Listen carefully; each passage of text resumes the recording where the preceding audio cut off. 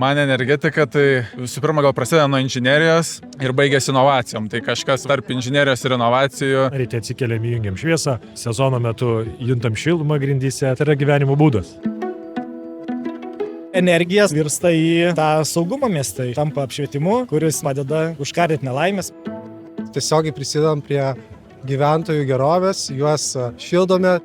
Energija man yra gyvenimas. Viskas sukasi ant energijos. Suteikiu energiją tiek žmonėm, tiek savo įkvėpimo.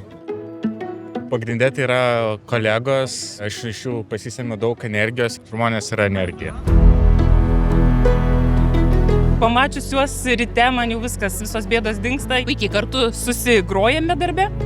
Energetika man yra žmonės, su kuriais dirbu ir kurie mane stumia į priekį. Sportuojantys žmonės gamina labai gerą energiją, kartu dirbantys žmonės teikia gerą energiją vieni kitiems. Kas energetikoje patinka, pareigingumas, atsakingumas, visą laiką gali pasitikėti, kiekvienas už savo žodžių atsako. Čia yra griežtai, pagal taisyklės.